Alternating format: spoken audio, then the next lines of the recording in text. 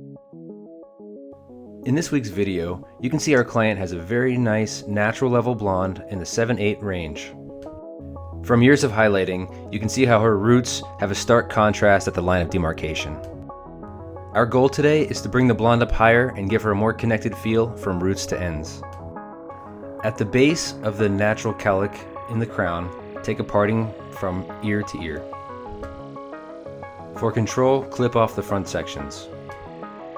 Next, take a horizontal parting at the top of the nape section.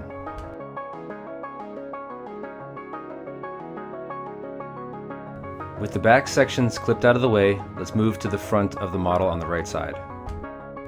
From high recession, take a parting all the way back through to the back of the section. Next, split the side section in half with another parting back at the low recession. Now moving over to the model's left side, repeat the same sectioning pattern.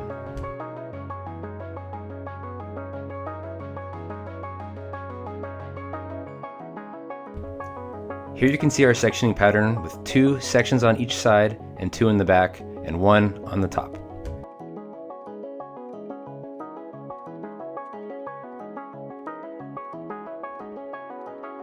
To begin our application, we're going to start in the nape section.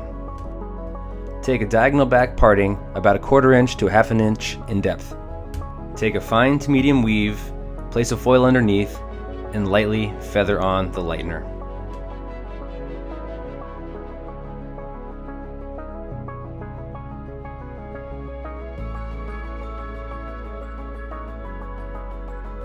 Take another thin section behind the first foil and slice out the top, leaving just a little bit of hair in between, and slicing out this section will give us more pop when the hair is pulled up into a tight ponytail. Moving to the other side now, take a diagonal back parting like you did on the previous side and repeat the same technique. Do your best to mirror the sections from side to side for consistency. After the hairline around the nape is complete, take a parting directly across from side to side. Grabbing the entire triangle section, add a tease. Secure the tease out of the way, place a foil underneath, and paint on the product. Because our goal here is to give more brightness at the mid-lengths and ends, we're going to leave more depth at the root.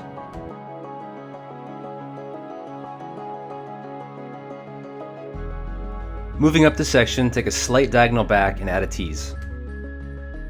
To create maximum blended brightness, it's important to make sure the section that you're painting is extremely thin. Here you'll notice how we pull the foil and paint as we go. This helps to thoroughly ensure that the section of hair is painted consistently all the way through on each side. Repeat the same technique on the opposite side. Elevate and over-direct the section toward the front to make the teasing easier. This will also give you a better blend and more what we call blend insurance as the hair returns to natural fall. Continue moving up with the same diagonal back and tease technique. Our goal with the teasing is to remove about 50% of the density of the section. The larger the section you tease, the more hair you are pushing away. Teasing creates a faux shadow root, and the more hair you tease, the greater that root will be.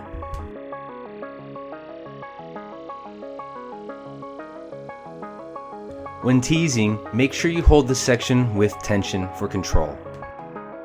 Be sure to tease no more than 2 times to ensure it's easy to untangle.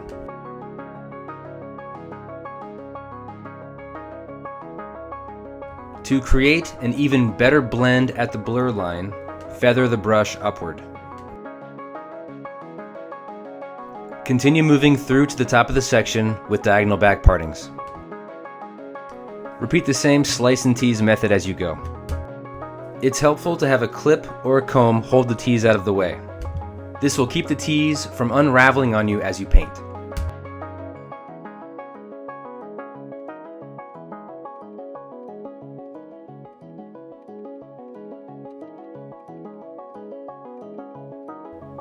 As you get to the round of the head at the crown, elevate the section up high and then tease. Fold the end of the foil over your hand and secure with your thumb. Paint and pull the foil down as you go to saturate the section completely. Once the ends are covered with the lightener, feather up the product to blur the line of demarcation.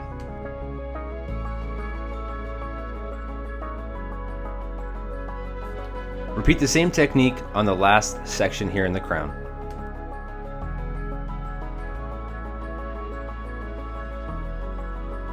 Once again, it's important to note how thin the section is. This is especially important in the crown where we add extra depth but want to have a smooth blend. With the back section now complete, let's move to the model's front side on the right. Around the hairline, we're going to start with micro lights. Start by weaving a very fine section for your first micro light. Carefully secure the foil in place to be sure there's no bleeding or separation at the base. Next, take a diagonal back parting from the top of the micro light in the front and take a weave from the top. Because her mids and ends are already bright, we are just focusing on painting the new growth at the top. To create more boldness in this front section, take the foil, clip it out of the way, and focus on the triangle section below it. Tease the section and paint on the product like you did throughout the back.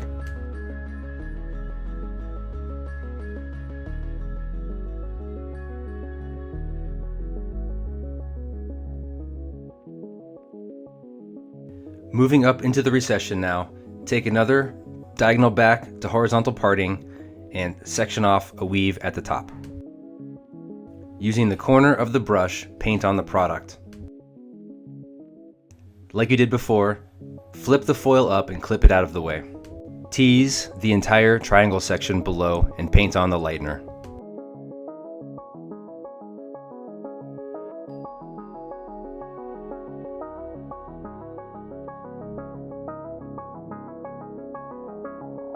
Now, moving into the section of the recession, take a horizontal parting across and take a weave off of the top of the section.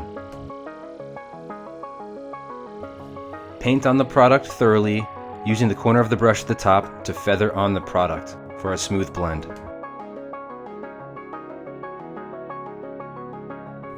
Once again, flip the foil up out of the way and tease the section underneath. Repeat the same method on the opposite side, starting with the micro lights at the hairline.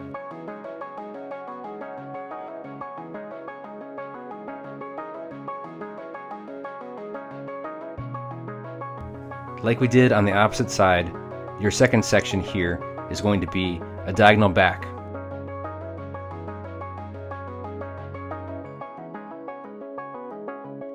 Flip the foil up, clip it out of the way, and tease and paint the section below. Continue through the rest of the section, stopping at the high recession like we did on the first side.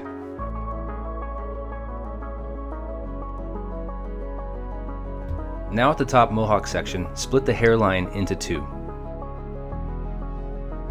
Starting on the left side, take a micro weave at the front.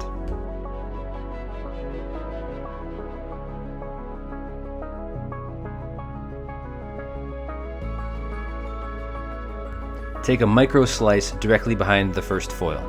This will add more boldness to the money piece. Now, pivoting from the center, take another diagonal back micro slice.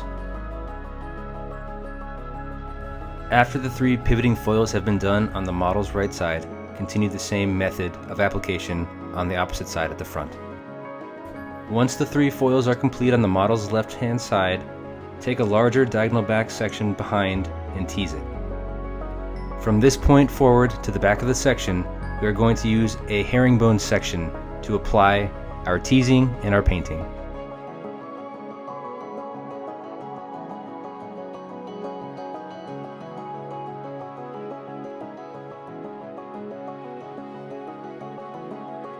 To understand the herringbone pattern more clearly, check out the downloadable head sheet. Now at the top of the head, it's easier to elevate the sections up high before teasing.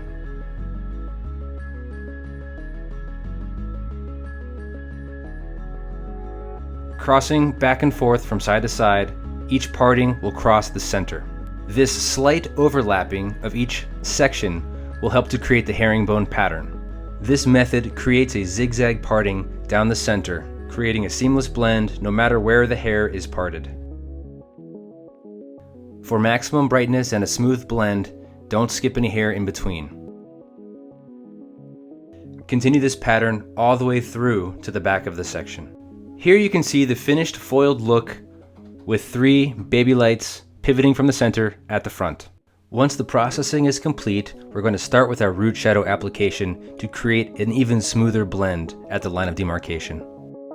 Like you may have seen in our perfect root shadow video here on balayageonline.com, we start in the back with pivoting radial sections from the crown. Using our Framar Emperor brush with a comb on one side and a brush on the other, we pull the product toward us and comb through every few sections, moving in one direction to behind the ear on the first side. Twist and pull the hair up slightly to make sure that the hairline is blended with the root shadow product. Once the first side is complete, move in the opposite direction toward behind the ear on the opposite side. Use the comb side of the brush to lightly comb through the line of demarcation, pulling the brush out and being sure not to drag any product down into the mid-lengths or ends. Move past the ear on each side in vertical sections. Lightly brush on the product at the hairline to blend the microlights. Repeat the same method, working forward in vertical sections on the opposite side. You may have noticed that I've left out the top section because I wanted to split it up for more control. Once the sides are complete, I'll now focus on applying the product at the top mohawk section and combing through ever so slightly. Hold the hairline section out of the way to keep it safe from color from the root shadow formula.